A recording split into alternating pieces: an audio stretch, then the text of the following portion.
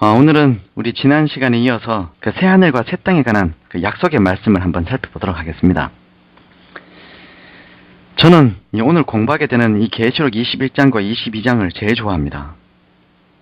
이곳에 기록된 말씀은 인류 역사의 마지막 결론이고 또 두렵고 떨림으로 살고 있는 성도들에게 주시는 그 하나님의 본심입니다.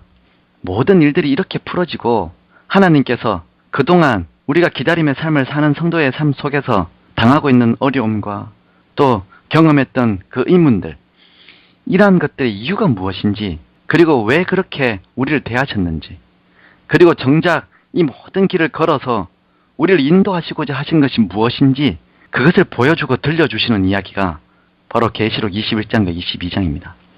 성경의 결론과도 같은 장면들입니다. 우리가 이사를 가게 되면 이사 갈 집을 미리 가보고 또 주변 환경도 살펴보고 이사를 가게 됩니다.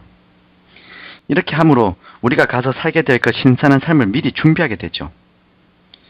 마찬가지로 우리 주님께서 우리들에게 마련해 주신 그 하늘 나라가 어떤 곳인지를 설명하심으로 재림을 기다리는 성도들이 그 기쁨과 설렘을 가지고 기다릴 수 있도록, 그리고 또 그 예비된 삶을 위해서 믿음의 삶을 살 수 있도록 우리를 권면하기 위해서 이 말씀을 주고 계시는 것입니다.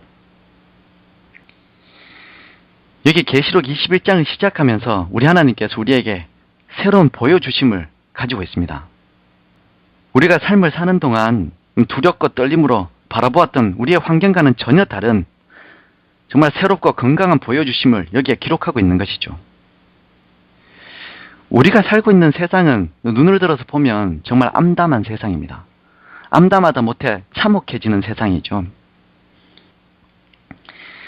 이 요한은 1절과 2절에서 두 가지를 보게 되었습니다. 하나는 새 하늘과 새 땅이었고 또 하나는 새 예루살렘이었습니다. 오늘 본문에서 새 하늘과 새 땅을 보는 그 나는 누구입니까? 이 본문에서는 요한이 계시 중에 내가 새 하늘과 새 땅을 보니 라고 기록해서 요한이지만 대쟁투 역사 속에서는 마지막까지 신실하게 주님을 따랐던 바로 우리를 여기서 나라고 표현한 것입니다. 오늘 우리가 1절, 2절을 읽으면서 내가 새 하늘과 새 땅을 보니 할 때 이 표현은 그날에 우리가 볼 것을 미리 기록해 놓은 것입니다. 사진으로 치자면 그 구원받아서 새 하늘과 새 땅을 보고 기뻐하고 있는 앞으로의 나의 모습이 찍혀있는 사진을 우리가 지금 미리 보고 있는 것이죠. 우리가 이렇게 될 것을 안다면 얼마나 감동적인 장면입니까? 바로 21장 내용이 그런 목적으로 우리에게 지금 새 하늘과 새 땅을 보여주고 있는 것입니다. 하나님께서 마지막을 기다리고 사는 여러분과 저에게 무엇을 보고 살라고 하셨습니까? 예언의 말씀을 읽어보면 여러분 수많은 재난들과 환난들이 있을 것입니다. 하지만 하나님께서 그것 보고 살라고 하지 않으십니다. 지금 계시록 21장은 하나님의 본심을 우리에게 보여주고 계십니다. 우리가 보고 살아야 할 것은 재난과 환난이 아닙니다. 사람들이 넘어지고 쓰러지고 그리고 하나님을 등지고 얻게 되는 그 죽음의 결과들을 보고 살라고 하시는 것이 아닙니다. 하나님께서 죄의 결과를 보여주시죠. 하나님을 등진 인생들이 어떤 어려움을 겪게 될 것인지에 대한 그 현상들을 보여주십니다. 하지만 그거 보고 살라고 하는 것이 아닙니다. 그것에서 떠나라고 하는 것이죠. 정말 하나님께서 성도들이 보고 살기를 원하는 것은 새 하늘과 새 땅입니다. 그거 보고 살라고 하시는 것입니다. 또 하나의 보게 되는 경이로운 장면은 거룩한 성 새 예루살렘이 내려오는 것입니다.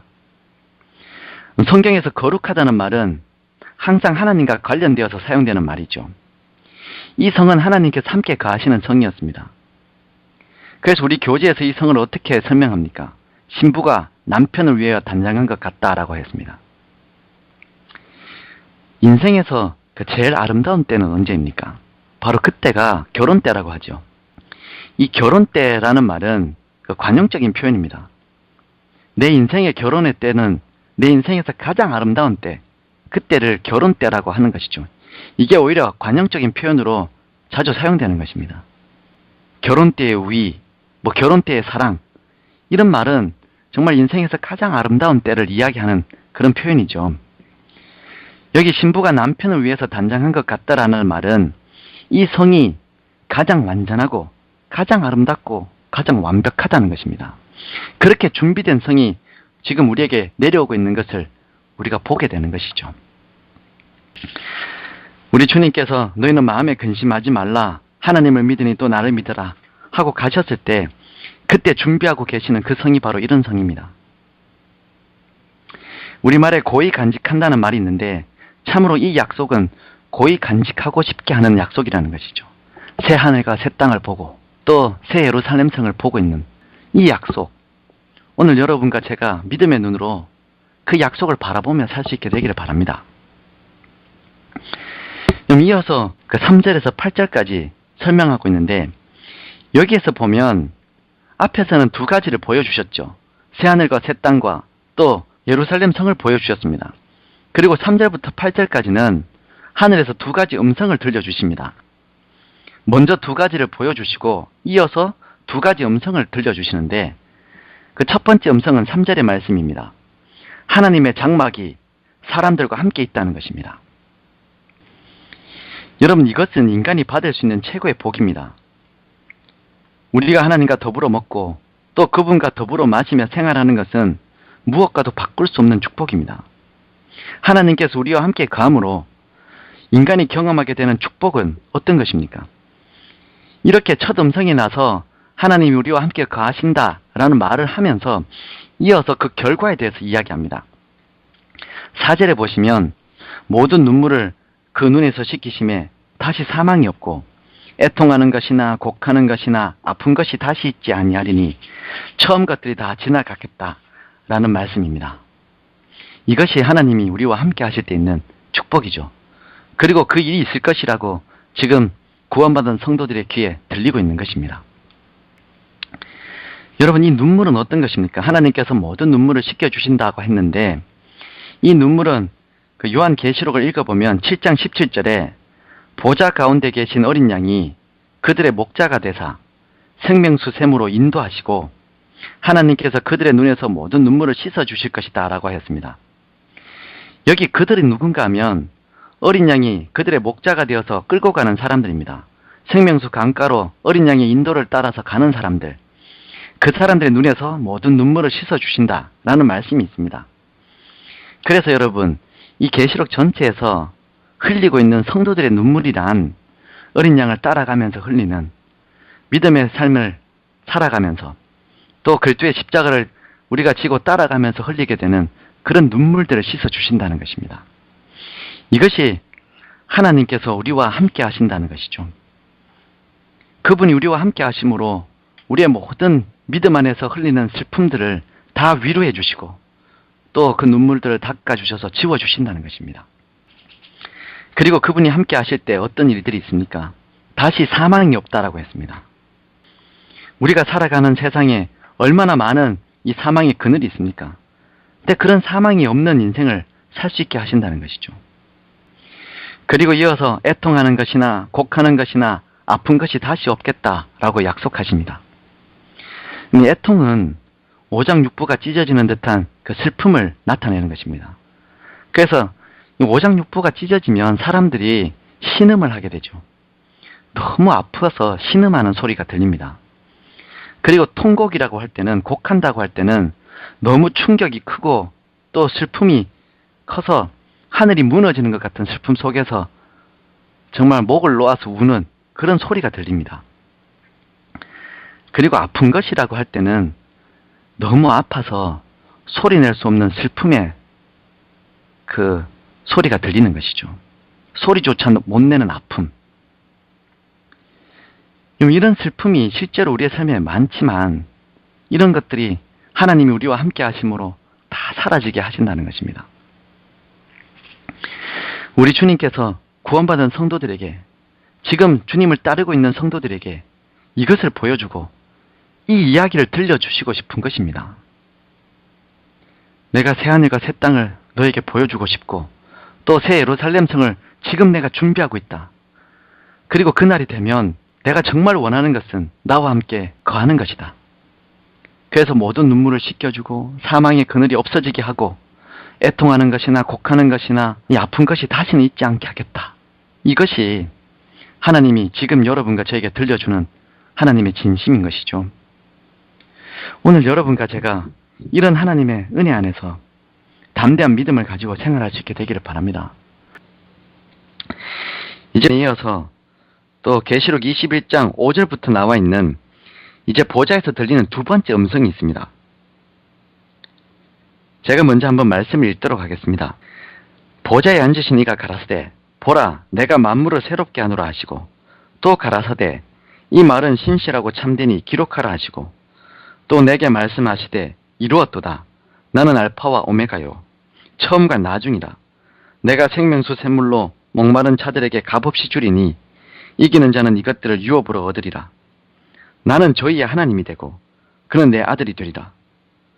그러나 두려워하는 자들과 믿지 않는 자들과 흉악한 자들과 살인하는 자들과 행음자들과 술객들과 우생 숭배자들과 모든 거짓말하는 자들은 불과 유황으로 타는 못에 참여하리니 이것이 둘째 사망이라 라는 말씀입니다.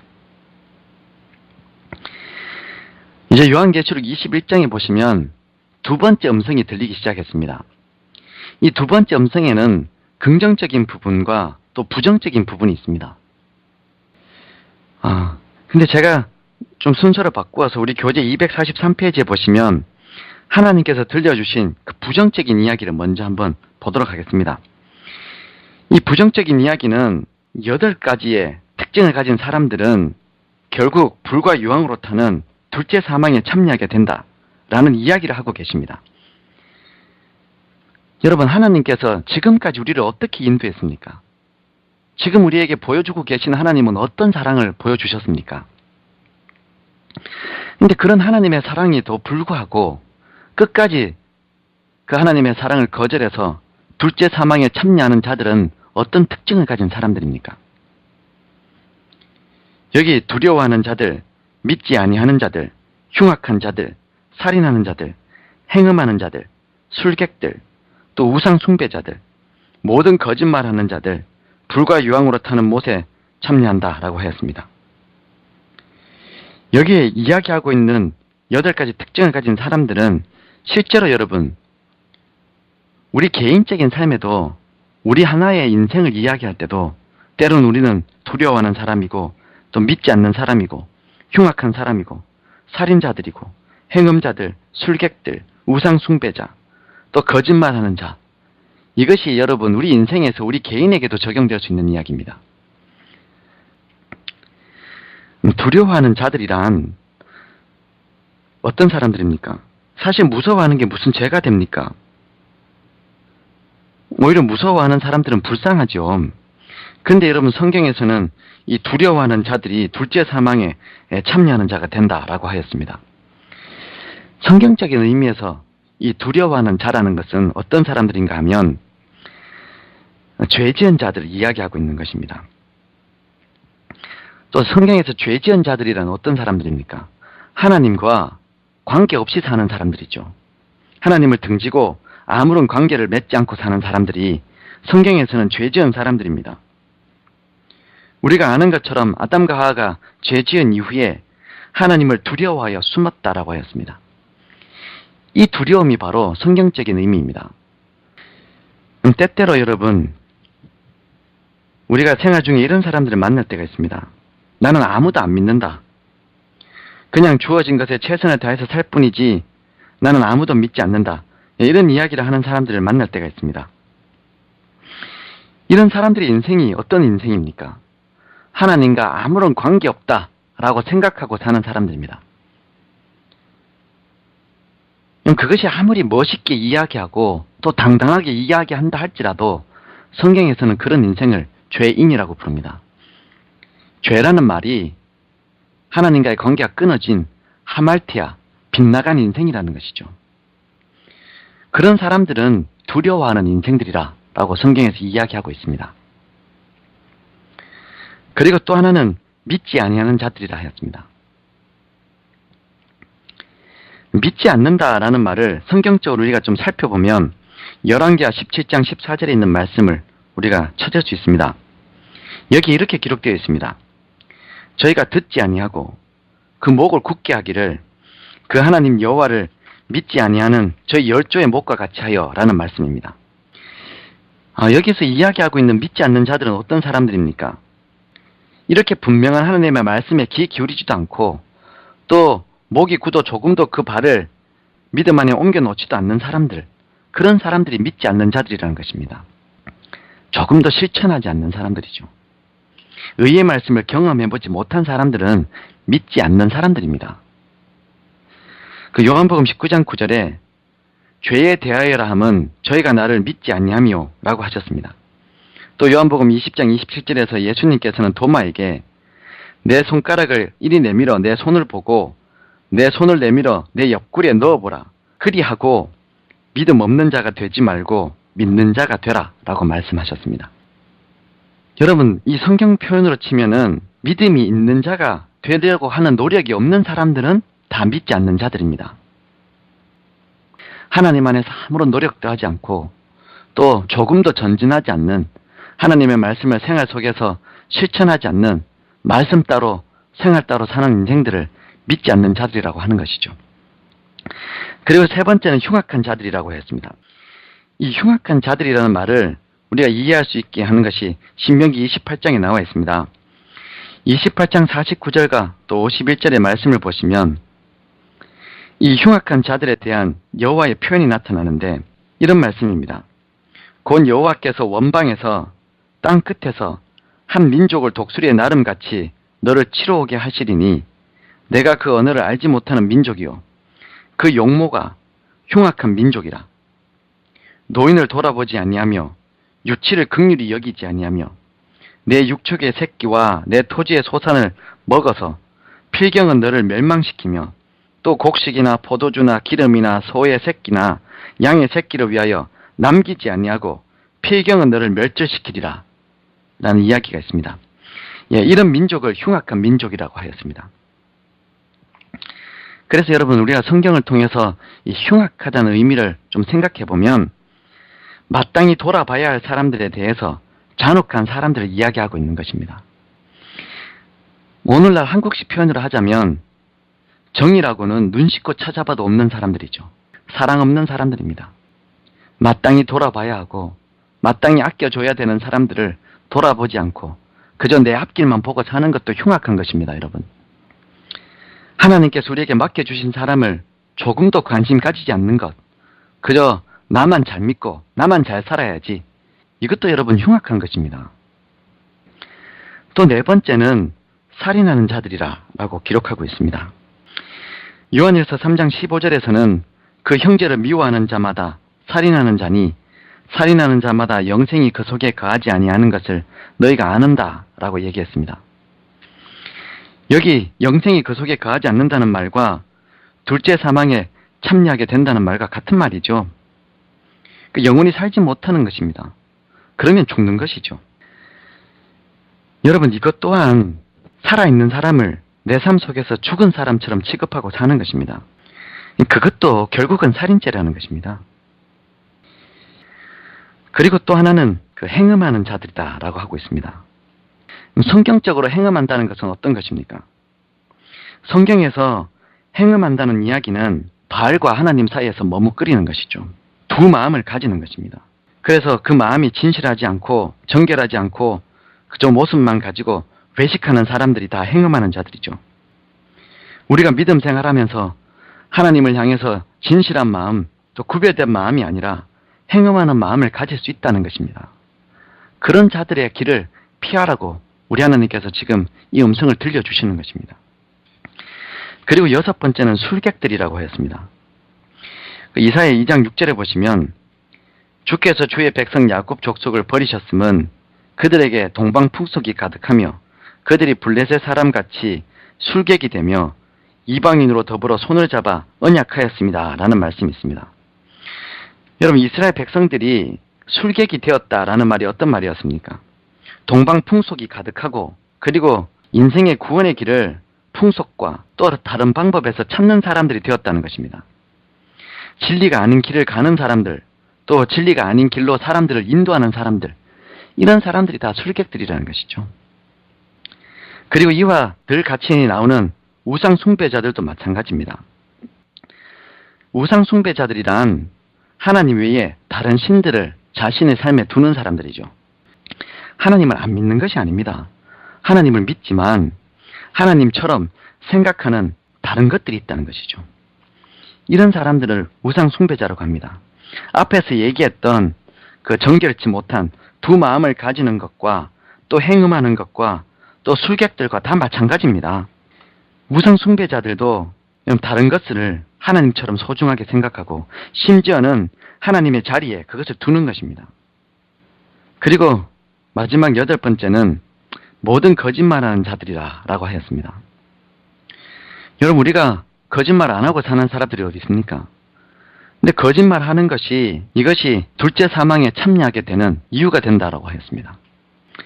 우리가 성경이나 또 믿음 생활 속에서 찾아볼 수 있는 최고의 거짓말은 어떤 것일까요?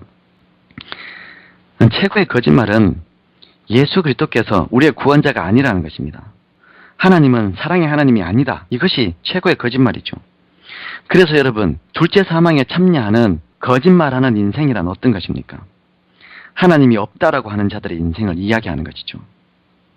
하나님은 손이 짧아 내 인생을 구원하지 못하고 하나님이 어떻게 내 인생의 이 모든 일들을 알겠느냐? 하나님은 모르신다. 하나님은 없다라고 이야기하는 것과 또 그런 삶의 태도를 가지는 것, 이것이 최고의 거짓말이라는 것입니다. 그런 삶의 태도들과 또 그런 믿음들은 결국 둘째 사망에 참여하는 자가 되게 만든다는 것이죠. 이제 여러분, 하늘에서 들린 이 두 번째 음성에서 이것이 부정적인 음성이었습니다. 그리고 먼저 말씀하셨던 긍정적인 내용이 있습니다. 하나님께서 정말 성도들에게 참으로 들려주시고 싶은 긍정적인 이야기는 어떤 것이었습니까? 여기 말씀하시기를 내가 만물을 새롭게 한다 라는 말씀입니다.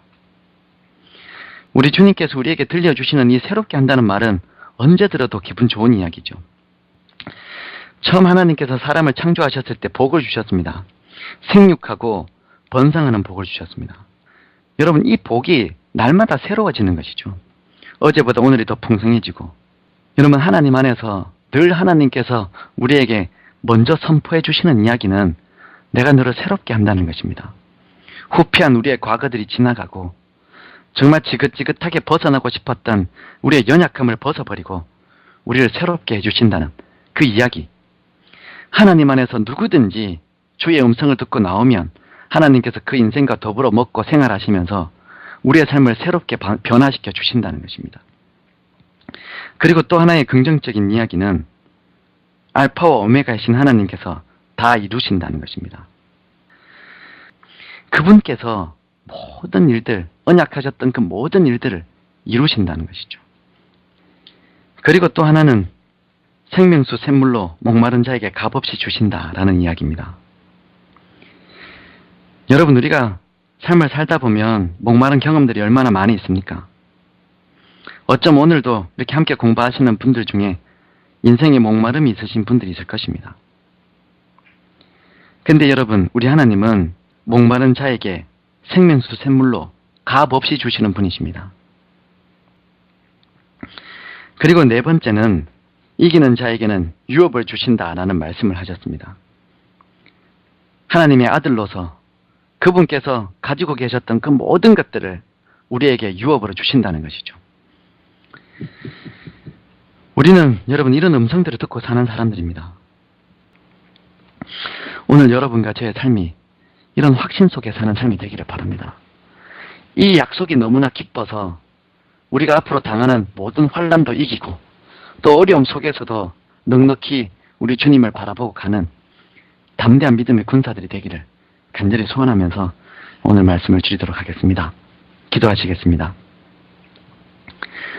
사랑하는 우리 주님, 우리 하나님께서 우리에게 그 말씀을 하시면 이루어 주시는 신실하신 하나님께서 이 말씀을 우리에게 들려주셔서 감사합니다. 주님, 우리가 가지 말아야 할 길은 가지 않게 하시고 하나님께서 가라고 하신 길을 걸을 수 있는 하나님을 등지는 인생이 아니라 주님을 바라보고 또 주님 안에 머무는, 그래서 열매 맺는 인생이 되도록 우리를 축복하여 주시옵소서. 오늘 하루도 주님께 의탁합니다. 우리 주님께서 동행해 주셔서 우리를 통하여 영광받아 주시옵기를 예수님 이름으로 간절히 기도드립니다. 아멘.